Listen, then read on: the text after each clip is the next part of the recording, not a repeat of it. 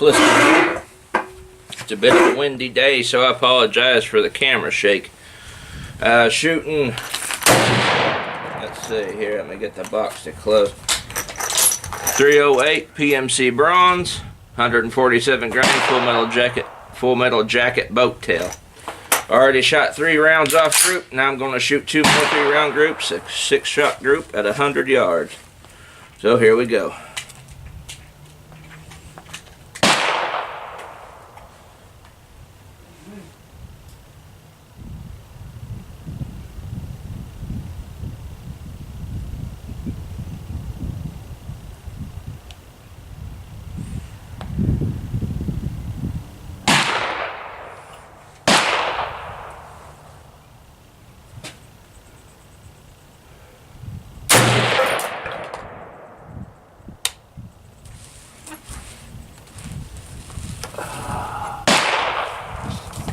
Okay.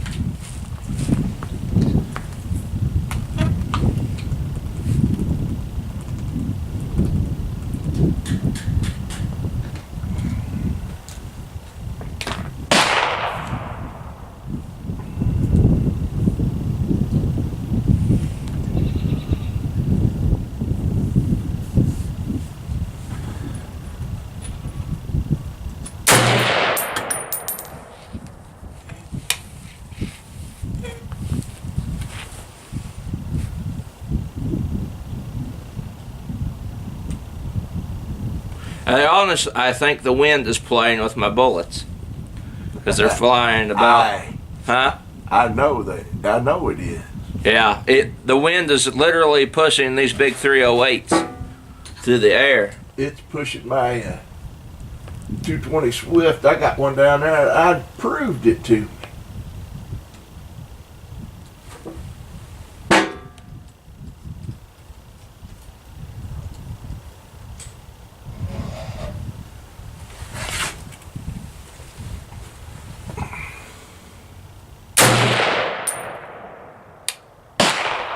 Okay, that was 2 3-shot groups.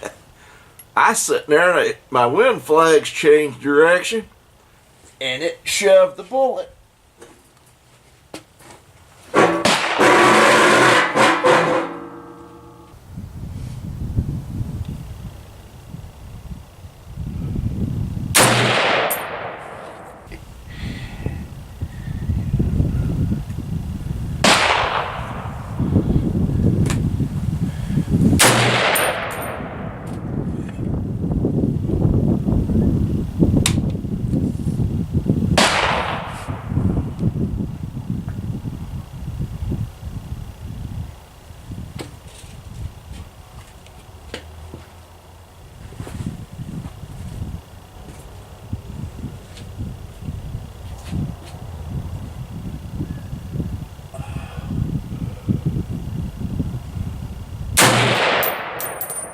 Much better.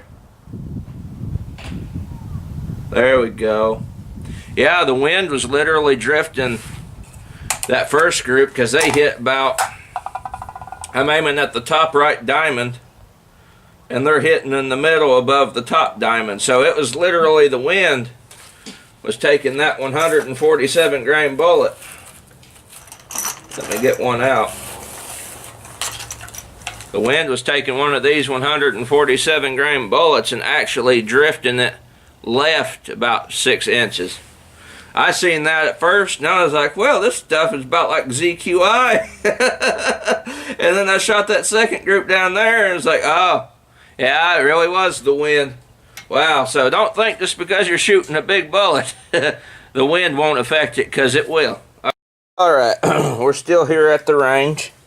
But I figured I'd go ahead and, you know, do the group video, show the groups for the PMC 308 Bronze. Alright, so first group was here, off camera, and it was a solid 2-inch group, 2 MOA. Right there. Solid 2 MOA group, off camera. Low left, that's common for a 147 grain bullet, MI M1A. So that was nothing out of the normal, out of the, out of the natural. I expected it to hit there because that's, You know, I got mine sighted in for 168 grain, you know, weight bullets. So, for a 147 grain bullet to hit there like that, that's to be expected. Alright, so I turned my camera on. It was holding here. This was group 2, technically group 1 because it was on camera, but I'll consider it group 2. And the wind got me on this one. Okay, so they blew over here, and I got a 3 MOA group. And I measured the distance from where I was setting the crosshairs to where the bullets were hitting, and I got 3.60 inches of wind drift. And I also measured it on these groups down here too. And the drift, you know, point of impact from where I was aiming is only 2.50. So I got, you know, an inch and 0.10, 1.10 inches of drift because of the wind there. So that's what caused this one to open up. But 3 MOA for a 147 grain full metal jacket boat tail bullet, I'll take that too. It's just the wind caused it to, you know, open up a bit more. Then group 3 is holding here, and it got a solid 2-inch group again. You know, from bullet to bullet, it was 2 inches, 2 MOA, and I'll take that any day of the week too. And the point of impact from where I was aiming was the same 2.50 inches from here to there where I was aiming. So this stuff is pretty darn consistent when the wind's not messing with you. This 308 Bronze PMC ammo. Right now I give this stuff a thumbs up because, you know, with M80 ball ammo out of an M1A, this isn't precision ammo. This isn't precision ammo. It's not meant to one hole. So, you know, with the ball stuff, I take 2-inch groups, even 3-inch group. I'll take that any day of the week with this stuff. So I give this stuff a thumbs up. My dad is shooting the CZ452 2E ZKM down at 50 yards. And this wraps up the PMC Bronze 308 ammo. We're going to be shooting the 22. So I hope you all enjoyed that ammo test there. I know I did. I was impressed with this stuff. I'll be buying more of this. And you know, all you got to do, if you wanted, I mean, my M1A set in for a 168 grain bullet. All I needed to do, if I was going to choose to just shoot this stuff, you know, constantly, would just drift my crosshairs over to where that is it impacting, and bring the group back up here, and then I'd be set all day long. Just 2-inch to 3-inch groups all day long with ball ammo hitting right there.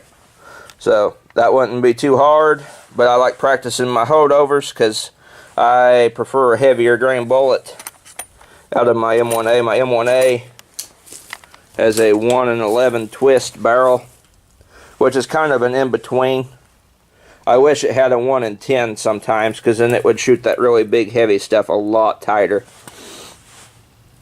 But I'll take 1-in-10. 1-in-10 is kind of the in-between, so that way you can use the wide variety of ammo from the store, like 147 to 150.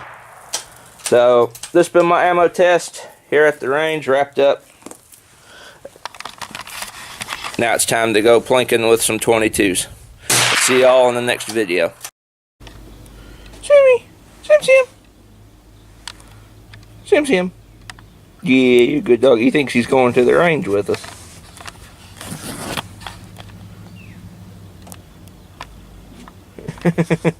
What are you doing, doggy? What you doing? Yeah, I'm recording you. You're a good dog.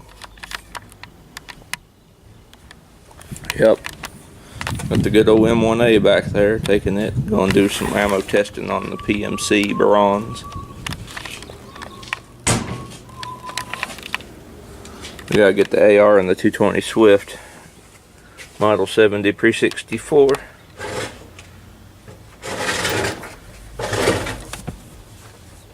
But Sammy can't come with us, sadly.